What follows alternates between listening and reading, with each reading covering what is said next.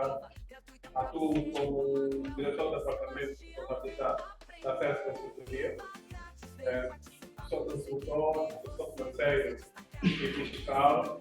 E tenho alguns anos de experiência em contabilidade e fiscalidade. Gostaria, no dia de hoje, poder conversar convosco temas ligados à questão do IVA. Desde já, sintam-se à vontade para fazer quaisquer questões relacionadas ao nosso tema. E eu espero muito aprender com a intervenção de cada um presente. O nosso tema é submissão do IVA no portal consultivo.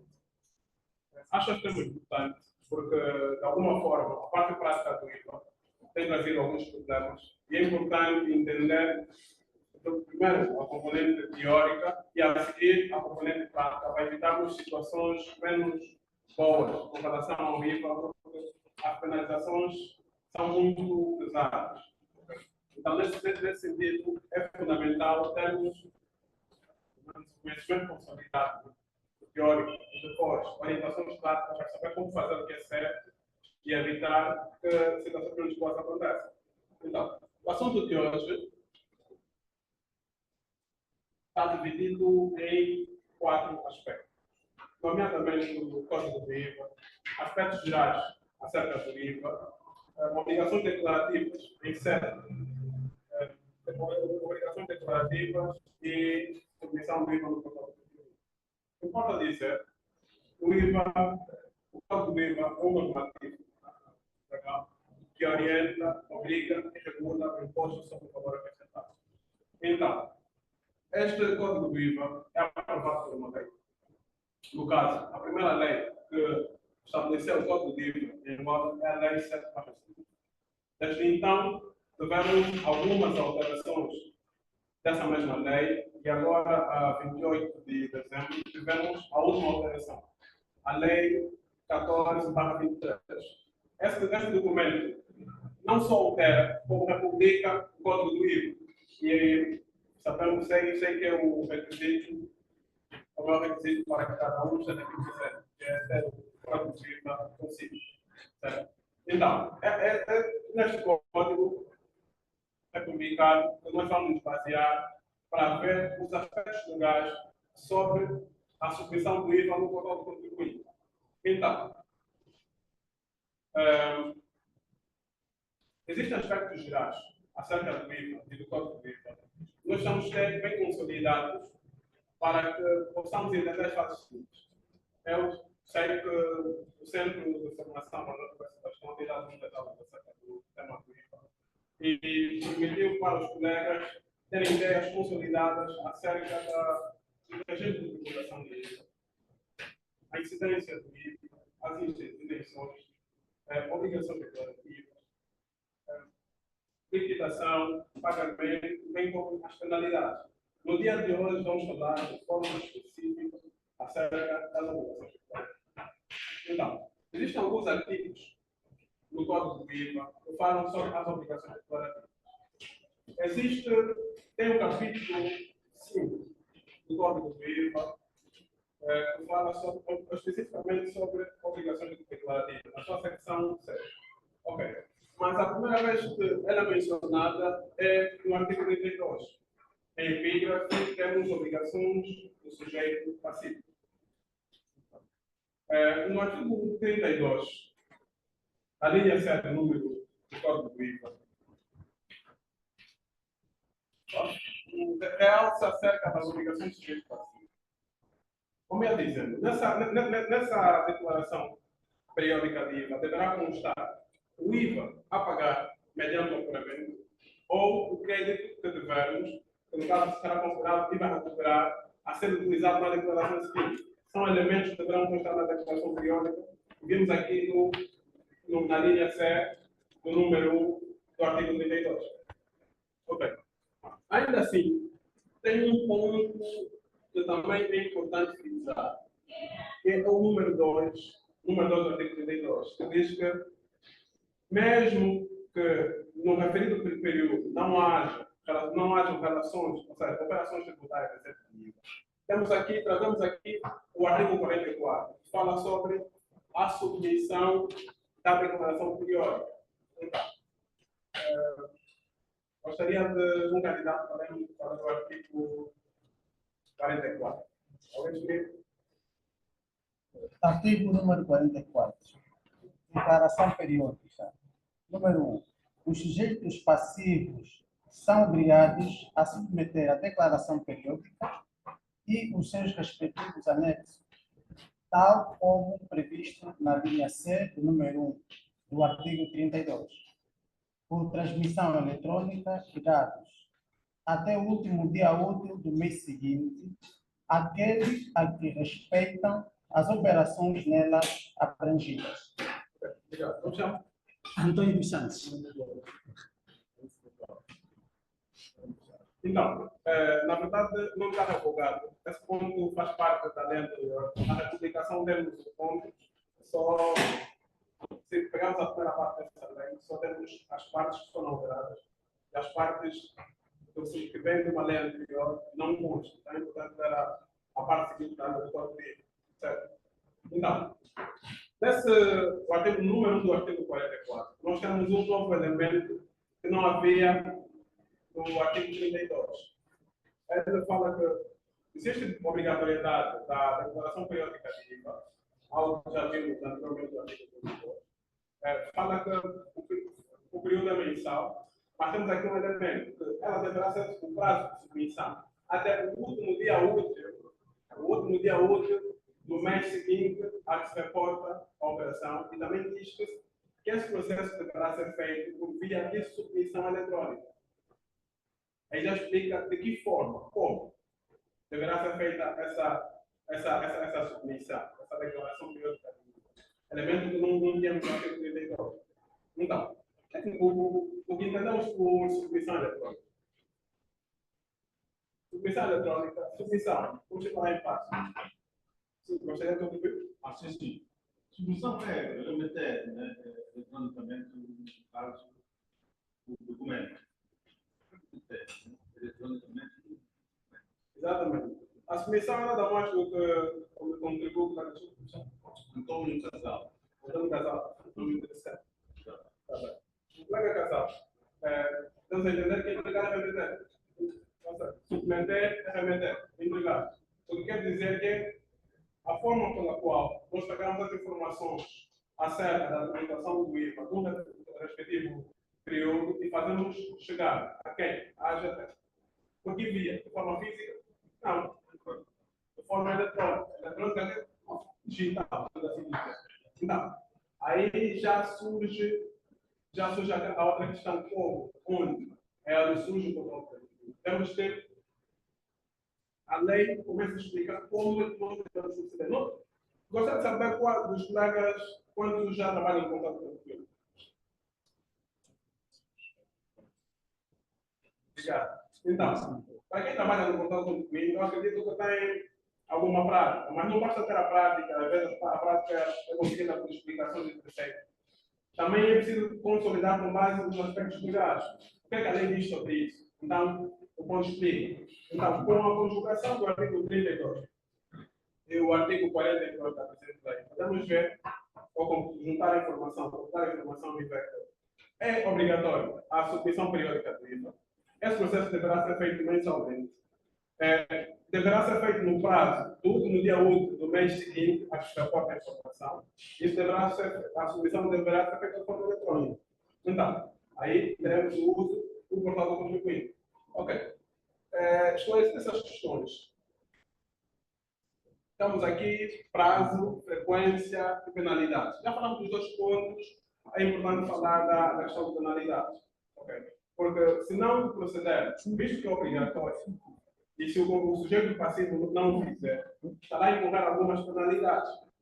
Nos termos do artigo 70 do presente Código Civil, a penalidade pela não submissão da declaração periódica do IVA é de 600 mil kwanza por cada infração. E mais, a cada 3 meses que o contribuinte não regularizar essa situação, esse valor dobra. Esse é um dos artigos que foi alterado na presente lei do IVA e agravou muito mais as infrações quando a não submissão da declaração periódica do IVA. Então, nós sabemos agora o prazo, a frequência de submissão e as penalidades. Sabemos que isso é feito no portal do contribuinte, mas a pergunta é: qual é o modelo? Qual é o modelo? Como os clientes? Como é que se procede? Então, isso veremos nos pontos seguintes. Então, ok. Dentro desse decreto executivo, nós temos os modelos declarativos que são a declaração de início, alteração e cessação de atividade efetiva. Nós temos em anexo deste documento. Temos também a declaração periódica e seus anexos. Na verdade, o que nos trouxe cá. Existem muitos elementos, muitos modelos declarativos em certo tipo. Mas o que nos trouxe cá de todos esses é o da linha B, a declaração periódica e seus anexos. Mas também temos, que são importantes, também temos, além da declaração de início, a alteração e cessação de atividade efetiva, temos a declaração periódica e seus anexos, temos a declaração do regime transitório, formulário de restituição de impostos, mapa de fornecedores e modelo de solicitação e regularização dos créditos de cobrança creditosa e incobrada, em sede de. Esses são os documentos que nós encontramos nesse decreto, que no caso é chamado aqui por via do artigo 63 do Código do IVA, que nós acabamos de ler. Ok. Um pouco mais acima, eu tenho, além do decreto executivo 134, /19, deste aprova os modelos declarativos do imposto ao valor acrescentado. Também tenho o despacho número 1339/19, de 10 de setembro. O que é que temos aqui? Nesse despacho temos instruções de preenchimento das declarações. No caso, mapas, modelos e formulários aprovados pelo decreto executivo 134/19. Quer dizer que aqui temos os elementos necessários para o preenchimento, para a submissão da declaração de IVA. Então, nós temos todos os elementos necessários. Certo? Então, tendo os modelos, tendo o despacho que tem as instruções de preenchimento desses modelos, tendo a forma como se procede a submissão da declaração periódica por via do artigo 32, do artigo 32 do Código de IVA, do artigo 42, nos seus números e anilhas. Então, nós podemos saltar o ponto seguinte, que é a submissão do IVA total. Na verdade, estes modelos existem, é necessário ter o preenchimento, o conhecimento e saber a forma de preenchimento, mas a ação acontece no portal do contribuinte. Por quê? Nos termos do artigo 42, tem uma parte que diz a submissão é por via de modalidades. Então, esse processo acontece no portal do contribuinte, da forma que nós metemos a informação, a informação dos atos tributários em sede de IVA, para dar a conhecer à Administração Geral Tributária o que aconteceu naquele respectivo período. Certo? Então, o que é que acontece? Para a submissão do IVA junto ao portal do contribuinte, temos alguns requisitos. Primeiro, está registrado no portal do contribuinte. Os colegas aqui presentes têm um registro no portal do contribuinte, têm acesso ao portal do contribuinte de forma individual. Então, depois de ter o acesso ao portal do contribuinte, é necessário que os colegas, se alguém não tiver, depois da aula, falar sobre esse tema, pegar os estudos, para cá, no site da agenda, temos alguns estudos ou guias de como fazer, os colegas que não aconselham a fazer. Então, depois é necessário que os colegas que estão inscritos no portal da AGT representem uma empresa, certo? Na sua página representam uma empresa, junto do portal. Então, depois disso, é necessário, o ponto 3, que o colega preencha a declaração de início de atividade em IVA. Isso permite que o contabilista responsável, ao preencher a informação, permite que a empresa fique junto da AGT, que eu quero fazer parte de um dos regimes de IVA. Além do mais, é obrigatório. É obrigatório que o registro seja feito. no caso. Nas diferentes declarações que existem, existe a declaração de início de atividade em IVA, as declarações periódicas de seus anexos e tem declaração de cessação de atividade em IVA. Então, a declaração de início de atividade é obrigatória para que o colega comece a reportar e a beneficiar dos benefícios patronais que o IVA nos dá, bem como cumprir as obrigações que o Código do IVA aplica para nós. Essencialmente isso. Então, depois, por fim, devemos ter um arquivo físico devidamente organizado, porque a submissão é nada mais do que entrega. Entrega tem que fazer chegar as informações à gente. É necessário que tenhamos as informações também depois organizadas e depois disso submeter junto do portal do contribuinte. Então, é importante ter essa organização para sabermos o passo seguinte. Certo? Então, eu fiz aqui um esquema de submissão de IVA, da declaração periódica de IVA. Tenho aqui 6 passos da submissão periódica de IVA no portal do contribuinte. Eu trouxe alguns anexos onde temos a posterior, onde temos imagens que representam cada um desses passos. Na verdade, para elucidar a submissão do IVA no portal do contribuinte, eu podia fazer aqui de forma prática, mas existe uma barreira sobre as informações. Qual é o contribuinte no caso? Teria ter acesso à minha página, às empresas que eu tenho, e não só comigo, mas as empresas que eu controlo, e a informação dessas empresas. Então, por uma questão de ética, não achei certo declarar as informações de forma confiável.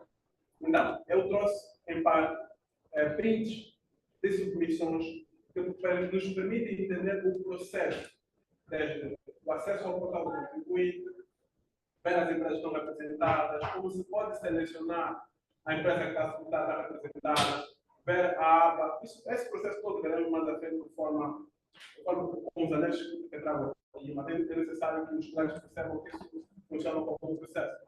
Então, o passo a passo que eu trago está dividido em 6 pontos, eu repeti 4 das vezes. O passo primeiro é iniciar a sessão. Necessário que cada um dos colegas aqui tenha acesso ao portal, possa colocar o seu link, a sua palavra base para acesso. Como vimos nas condições necessárias. Depois, temos o passo 2, que é selecionar o contribuinte que pretende iniciar a sessão. Iniciamos a sessão do contribuinte no portal. O passo terceiro é criar uma nova declaração de IVA. Dos vários impostos que temos ali, podemos selecionar os impostos de IVA. Se temos a opção de consultar e submeter, podemos entregar uma nova declaração e criar a declaração de IVA. Depois de aberta a declaração, podemos preencher essa mesma declaração, como podemos ver, a regra de preenchimento está num despacho do Ministério das Finanças, no caso do despacho 1374, e depois do preenchimento, podemos entregar. A entrega, para entrega, o portal do contribuinte tem 3 passos. Primeiro, guardar, depois validar a informação, depois submeter. Esses são os passos da entrega da declaração junto do portal do contribuinte, mais à frente. E depois temos imprimir. Se recordarmos, no artigo 42, diz que depois da submissão eletrônica da declaração periódica, sai a nota de liquidação, para permitir que a gente faça o pagamento também. Então, isso consiste no passo 7, que é imprimir a declaração, imprimir a declaração de IVA submetida, no caso, o modelo 7, devidamente preenchido. Também permite extrair a nota de liquidação, no caso, se a empresa tiver IVA a pagar, irá permitir fazer o pagamento do IVA no prazo certo. O comprovativo de liquidação, onde tem informações também relativamente à submissão, e os anexos de IVA. Okay? E iremos ver já podemos ver quais são os anexos de IVA. Agora, visto aqui os passos de submissão da declaração periódica de IVA, iremos ver na prática como é que isso é, como é que ele se manifesta. Então, daqui para frente já não temos artigos, já não temos questões teóricas, nós temos um conjunto de imagens que vão nos permitir elucidar como é que se faz isso no portal. E se nós conseguirmos compreender como se faz isso no portal, podemos criar um mecanismo, só temos que ver a questão da privacidade dos dados dos contribuintes que nós controlamos, um mecanismo, como é que se faz isso na prática. Ou podemos tentando ver um exercício prático, preenchendo as informações junto, dentro do portal do contribuinte, na declaração de IVA mesmo. Nós queremos ver como é que se faz isso na prática, como é que se faz de forma correta, à luz do despacho para Então, nós temos aqui a forma como se apresenta o portal do contribuinte. O portal do contribuinte. Nós temos os elementos necessários. Temos o primeiro campo, onde nos permite colocar o nosso livro. No campo seguinte, podemos colocar a nossa palavra passe e depois iniciar a sessão. Depois de iniciar a sessão, nós temos aqui, abrimos a nossa página de acesso ao portal. Depois de ter a nossa página de acesso, conseguimos ver. Tem uma questão importante. Acredito que conseguem ver aqui. Entrar na própria página, porque eu, enquanto contribuinte, eu posso declarar por mim. Se eu tiver atividades, não declarar em CDI, mas declarar em CDI, não só, posso declarar em CDI,